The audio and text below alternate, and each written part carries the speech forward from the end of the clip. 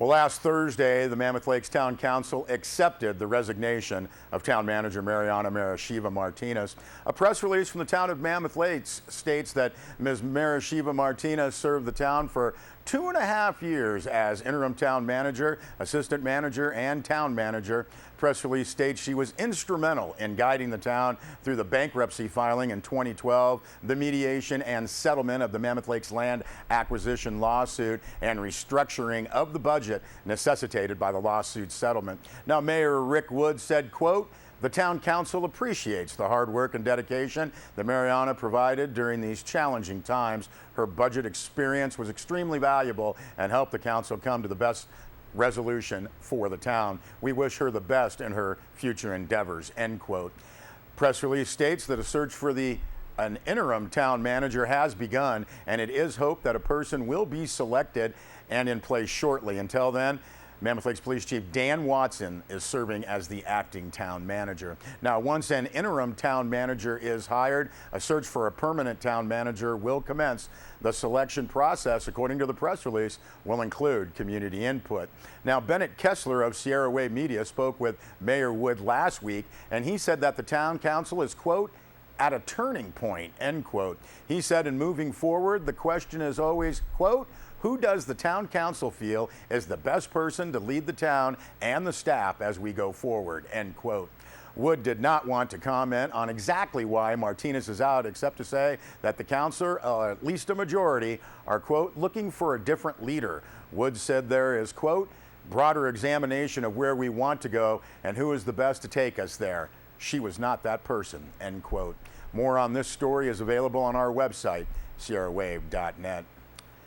Well, Bennett Kessler filed this report. A few years back, Judd Simon of Simon's Ambulance let Inyo County and Bishop City officials know that constant cuts in government reimbursements would cause him to eliminate an ambulance. Now, the Bishop Police Department says Simon's has failed to pay for dispatch services. The Bishop City Council will consider what to do at tonight's meeting. An agenda item from City Administrator Keith Caldwell says that the Police Department is requesting the Bishop City Council to consider terminating dispatch service for Simon's with a letter of 60 days notice as specified in the contract. Caldwell writes that Simon's entered a contract with the city last July to provide dispatch services. He said Simon's is about $10,000 delinquent in payments to the city of Bishop. In other issues, the City Council planned to hold a budget workshop. That was going to be Tuesday from 9 a.m. until noon in the City Hall Executive Conference Room. And this is to discuss financial options to produce future savings for the city of Bishop. And that meeting is open to the public.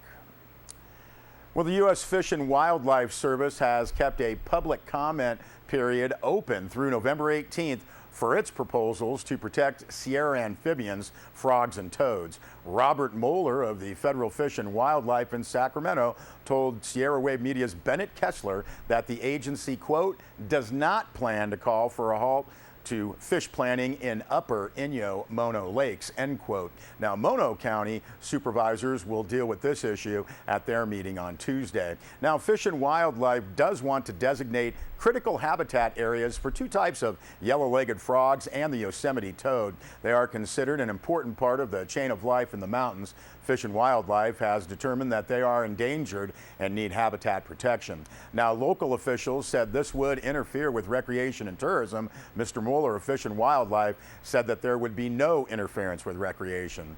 Now, as the first item under the regular agenda, the Mono supervisors will hold a workshop on proposals to list the amphibians as endangered and to designate critical habitat. The board members will likely provide feedback for developing comments from the county. Well, last week, the Mono County Board of Supervisors appointed Bob Musil as the assessor, Rob DeForest as the emergency medical services manager, and Nathan Reed as the agricultural commissioner / sealer of weights and measures. They joined two other recent board appointments, Nate Greenberg as the information technology director and Bill Van Lent as the Director of Human Resources / Risk Management. And if you'd like some more information on those gentlemen, you can go to our website at sierrawave.net. Well, Bennett Kessler also filed this report. Although the Independence area seems unlikely for major development, the Fort Independence Indian Tribe has plans for a hotel and casino. Inyo County has a legal right to address impacts and benefits. The Inyo Planning Director has prepared a letter to the tribe. The Inyo County Board of Supervisors will consider it when they meet on Tuesday. Now, the county's letter will respond to a notice of preparation of a draft tribal environmental impact report. Inyo planners say that the first project phase includes an 80,000 square foot gaming floor with up to 800 gaming machines and table games, a 60-room, 4-story hotel tower, and related facilities. Now, planners wrote that phase 2 would include restaurants and other facilities and amenities. Full build-out would include a conference center, multi-purpose event center, and more. Now, planners said that the tribe's compact with the state requires an environmental investigation of the project and an agreement with Inyo County to address benefits and impacts. Now, the project site is north and west of the tribe's existing gas station and mini-mart on Highway 395. The notice of preparation mentions environmental effects of land use, population and housing, transportation, air quality, and water quality. It does not mention source of water supply for the big project. Now, in other matters, before the Inyo supervisors on Tuesday, Forest Supervisor Ed Armena will talk about the Inyo Forest Plan update and revision. That's at 10 a.m. And under departmental, the Planning Department will conduct a workshop on neighborhood planning for healthy aging. Planners have focused on Lone Pine and have suggestions for better transit, shopping, and access to services for the growing elderly population in all of Inyo County. Planners will ask for direction in implementing projects. Well, let's go to a fun piece now. The first heat from the Bishop Volunteer Fire Department Destruction Derby at the Tri-County Fairgrounds. Run it.